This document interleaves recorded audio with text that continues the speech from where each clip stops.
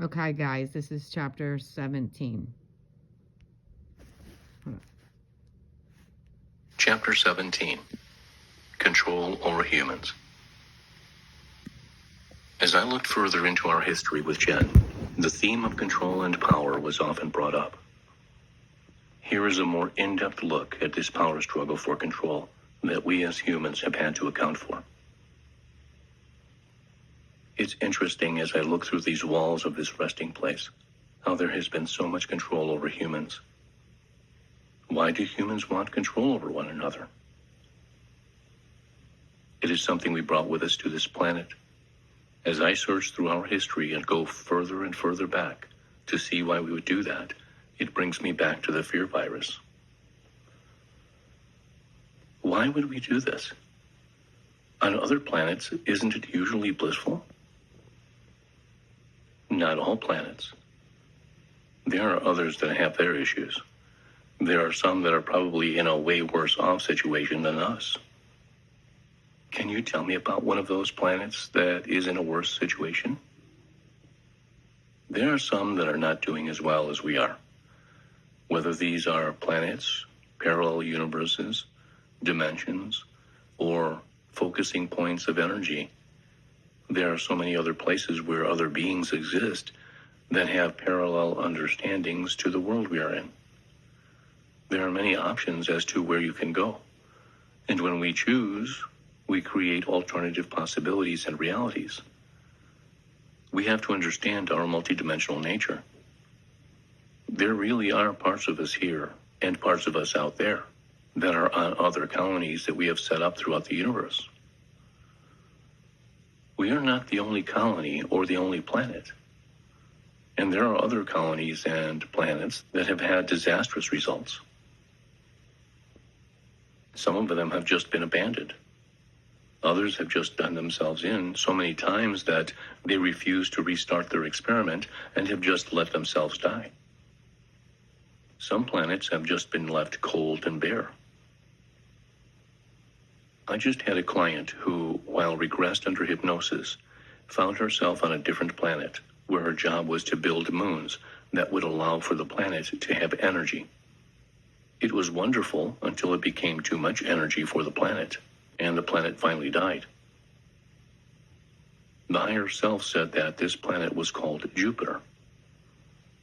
Do you see this as well? Yes. However, the other colonizing planets that I was talking about are far away from here. We are very isolated in our experiment on this planet. And if that work was done on Jupiter, it was done before Earth's planet was habitable and producing humans. But again, this is dimensional in some ways, so there could be an overlap. Why are we so isolated? Because when we seeded Earth, we were looking for a very unique outcome to come from this isolation. If we did not know as humans that there were others out there like us, how would we behave? What would happen to us if we were to eventually find out? There are so many things that come into play with this isolation that it becomes a very unique variable in this experiment. Why haven't we been told the truth about extraterrestrials? Because there is a very strong element of control that guides and guards this. The governing fear of losing workforce is too much to risk for countries that have production quotas and things that need to be done and met. There was way too much money and power hinging on our ignorance and complacency. We are programmed to keep working, and we are kept busy. When we know that there are other races out within other universes, it can allow for the mind to question and possibly think in a different way. And that is very dangerous for people who make money off of those who don't have to think very hard. It all comes down to money and the loss of money. But there's a great effort to help us move through this transition and ascension. Some of us will stay because we know it is our mission and our duty to see this through to the end. But others will know that it is fine to go. And it is time to transition and go to what this has always been meant to be. This idyllic place that no longer has the fear virus destroying us and turning us against each other. Why do we need to leave this fear behind? Because we are meant to meet with these other planets eventually, who do not have this virus. We're meant to meet at an evolutionary point when we remove this fear virus. And some places have the fear virus as well. Other places don't. Other places have other things that we can't even begin to understand that have impeded them. This is not unique within us to be the ones who are messed up and not working right. This is a very big experiment, and there are so many variables to it. We are special in this experiment, though, because we are so isolated. Tell me more about the resting place. What else do you notice there? You can connect to anything you would like. Some people will sit and float and look and try to understand all of it. But when you connect to the information within the Sphinx, you realize that everything that has ever been done and all of our experiences were for one reason. And that reason was just to get us here. So everything was leading to this moment? Yes. Everything is leading to this evolution, to this journey of being able to transport yourself out of this body and using your mind to be able to transfer yourself to a new place, to a place where we have been trying to get to for so long. We have had to build through our trials and tribulations and our upsets and our happiness. All of this has helped to build this new place. And we leave our fear here. We could not go to the new world with fear. But over the last year, almost all of us have lost a lot of that fear. We have given it up. We have said, we do not need you. You do not serve us. Could you tell me more about the future of this Earth? This planet will be scrubbed and cleaned and put back in its rightful place. What about the humans on this planet? They are meant to inherit an enjoyable Earth until a time when this experiment ends. How long will that take? There is still a very long time ahead, perhaps another 1,000,000 years before we get to that point. What about the future of the new world? What is that future like? It is very idyllic, relaxing, and promising. It doesn't have this tense bitterness to it that kind of makes you wonder what is going to happen. You feel very confident there, knowing it's okay. It is what we wanted it to be. This new world is what we have tried to create, and we have been successful. We have taken all the good that we have looked for. But we're not making it so that it is just this planet where nothing bad ever happens. That is not the point. It is still to be a place of experience and of things that need to change over time. And with that, we will have our ups and downs.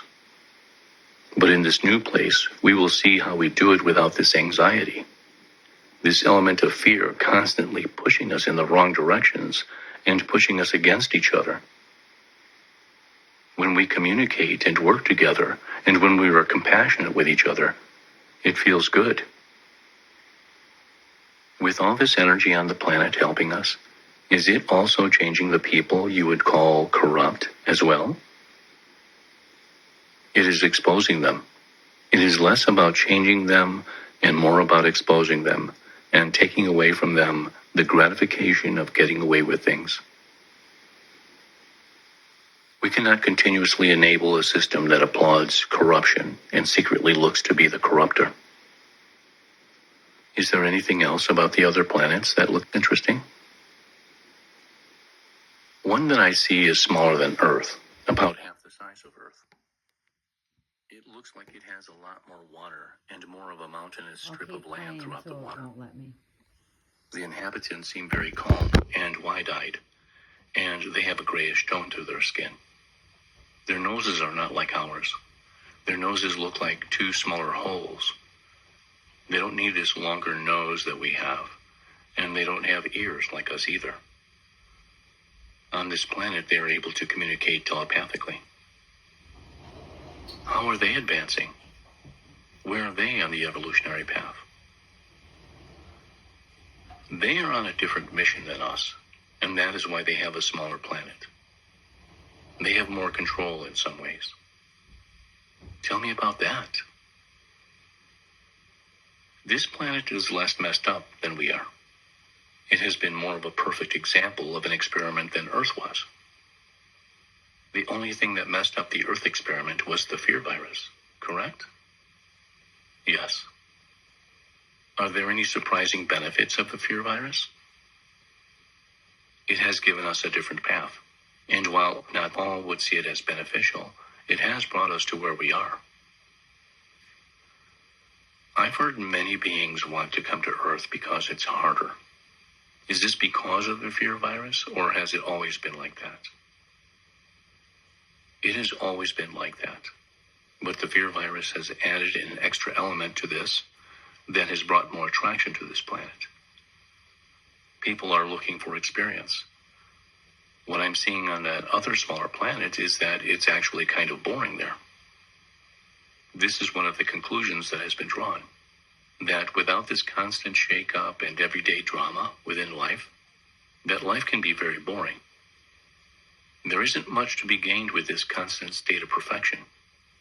The true knowledge and true gaining that we are able to obtain through our lifetimes, especially here on this earth, comes from the diversity that we experience through problems and conflict. This is one of the reasons why many came here.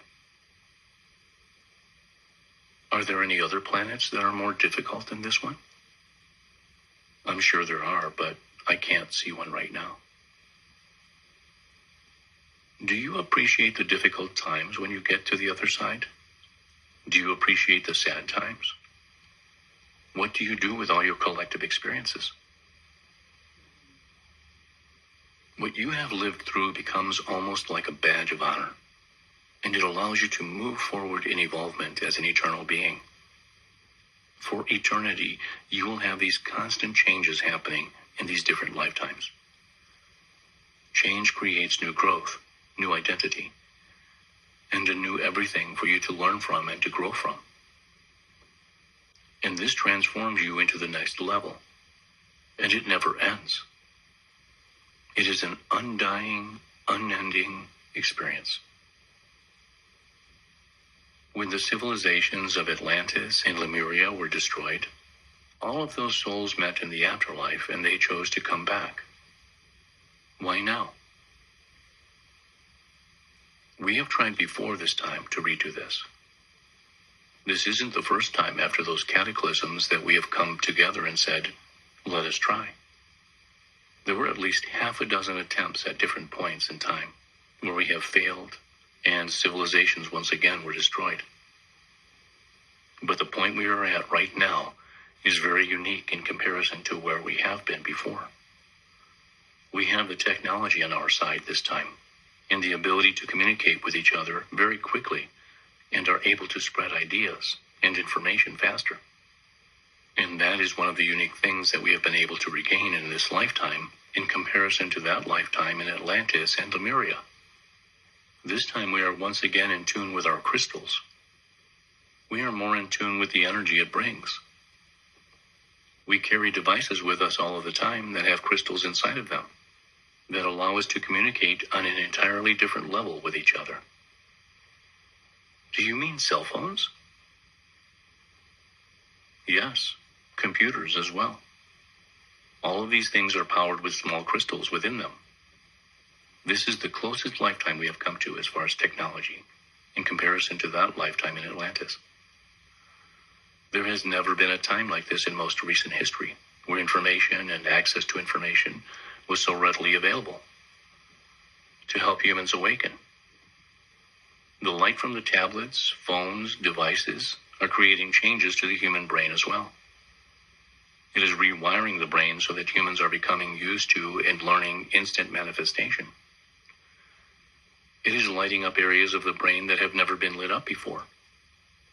And it's creating a coordination in the synapses that is creating an enlightening effect. So there's a hidden benefit to the cell phone? Yes. What about radiation and exposure? Of course, there is a balance one should keep, and in knowing when one has had too much exposure. But there is an adaptation process occurring in humans, as there was in ancient man with the radiation that was in bananas. The small amounts of radiation then and now lead to more growth and expansion in the human brain that would never have happened without the radiation. However, when you come into a world with the disease of fear, oftentimes things that could have a beneficial component to them could also become misconstrued as being completely dangerous. There is always a benefit to everything within this universe. Could you tell me more about the different timelines and existences? It looks like each individual has their own bubble of reality, but we fail to see that many of the bubbles around us are actually us living in other existences and other bodies as well at the same time. We are not only within one, but we are within many, and we can cross through the boundaries of time because time is very irrelevant and very insincere. There really isn't this natural border that we think there is. What do you mean by that? Time itself is fake. It is an invention to help organize people and control people. It was created in order to get things done, in order for people to run efficiently, and in order for money to be made, or goods to be traded. But the truth is that you can be living within different centuries all at the same time, and also interact as yourself on this level too. Can you tell me more about that? It is very similar to how you would be in different bodies in this planet at the same time in many different incarnations. There is a bigger purpose and end goal in living in all of these places at once and doing all of this at once. There is a grand prize that you really do receive by doing this.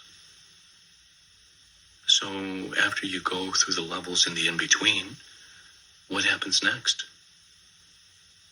You wake up, look around, and you feel that you're done with your resting.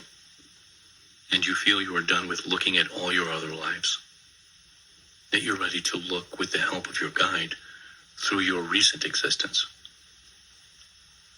This is so that you can fully see your most recent past life for what it was, and fully see what opportunities you took and what opportunities you missed. You see how your life changed, ebbed, and flowed through the choices you made, and how it matched up to this eternal understanding of what you had mapped out for yourself. And you have this part of you there with you as you remind yourself of what your goals were as you go through it all. But this guide is really just you, another version of you that is there with you. It's just a version of you that has not forgotten.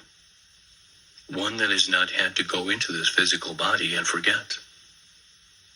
Because when you enter into the physical body, you forget everything until you come back here and remember. But this part of you that never forgets is somewhere above you always, and always remembers who you are, and who ultimately brings you back together at the end of this.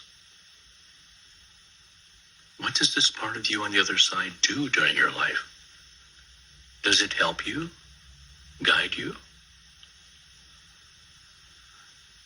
Yes, it sends you signs, and that is where the signs come from most of the time. There is so much that you are constantly telling yourself about what you have planned for yourself that you're constantly trying to remind yourself about. It is all you, but just different levels of you that has this memory and never had to take on the burden of a human body and the forgetting that goes with it. Many call this part of you the higher self. It is exactly what you contact in a QHHT session. So you meet up with this part of you there, and it goes over your life with you? Yes, there is a part of us that we keep, almost like a time capsule, far away from this human life and body, so it won't be tainted by what we must become to be here, to gain this experience in a human body. When you go about reviewing your life as Christy, were there any opportunities that you noticed that you missed, that you were surprised about? I see that there was a very early opportunity for my mom to marry a different man who wouldn't have been so terrible to us. I see the missed opportunity there. It is one of the first things I see. And I knew that I was going to be born to a single mother at a time when it was very unacceptable. And I understood that going into this life. But I knew that my mother and her decision-making would have a large role in how I would be shaped throughout this life. And while receiving and reviewing this information, I see how she chose someone who she thought would be a better provider for us, rather than someone who truly would have loved us. What about you? Do you notice any opportunities that you missed? I see the opportunity I had not to tell my coworkers about what I had uncovered, and the life that follows could have been fulfilling in many ways. But also, if I had ignored that understanding of what I uncovered with Julie, then I would have repressed it down inside, and I would have had to again repeat that in this life. So every time you make a different choice, there is a different outcome. You have said before there is a different version of yourself whenever you make a life-changing decision. Yes, there are many bubbles of myself that have lived many separate lives in many different ways, and they're all gaining valuable experience. But it doesn't take away from this being the most important life, that the one I'm in now and the one I was in then are the most important ones. Experiences that splinter off and become their own separate realities and own separate versions of what happened are real, but they are fractions from the original and not the original themselves. So if you hadn't shared that information until you digested and understood it, then you wouldn't have had to repeat this? Yes, it looks like that version or potential for that life was very fulfilling had I shared this information at the right time. But still, there was a potential for it not to work, and even for the potential to suppress all that information, which would have led to a very mundane life and a life of regret later. I would have felt regret that I did not do more with the information that I was given at that age. When you planned this life as Jen, what did you notice? I'm very excited to have a family this time. I know I'm not going to be by myself in this life, and I chose parents who will not trade me in for something better. This time I chose parents who will stick by me. I have a solid foundation to uncover this information from. I will be given more of an opportunity, and I will be in a different world where I will not have the same restrictions that will be held against me this time.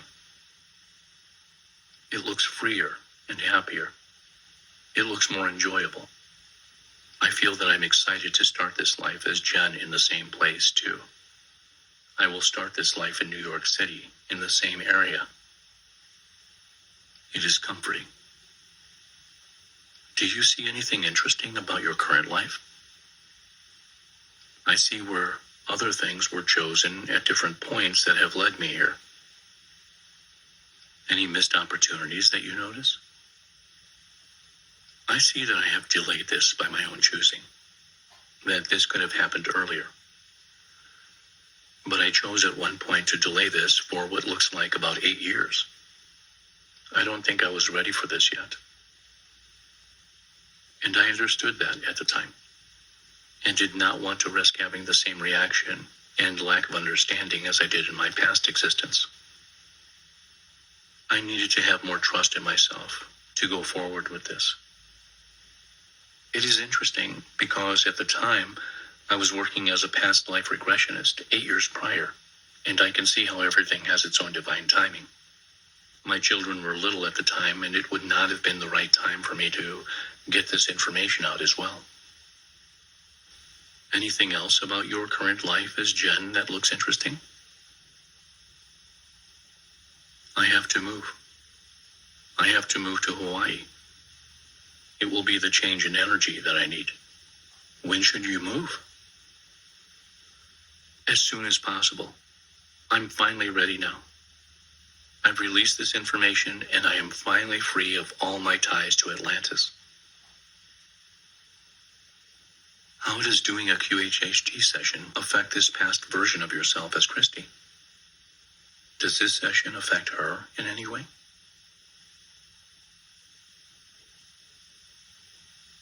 It does. It brings peace to her, as well as peace to the other lifetimes in places where there is this great anguish. This work that we're doing, or any work like this, strengthens your connection to your eternal self. It's like going to the gym and moving that muscle that you haven't used.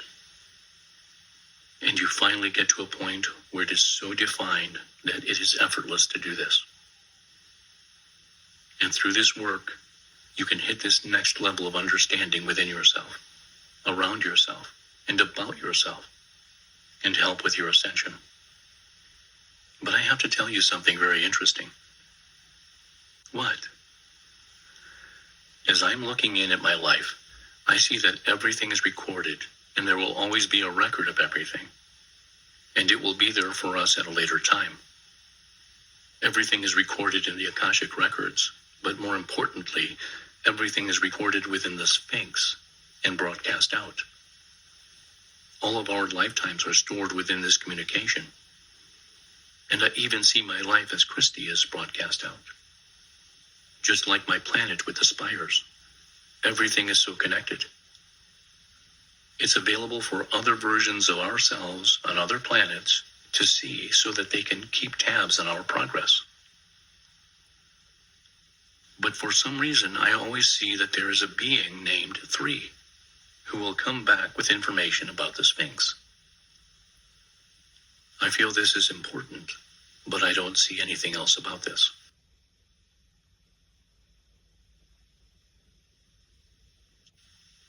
Chapter 18. The Sphinx contains confidential information. Over the many years of being a QHHT practitioner, I have seen and experienced a lot.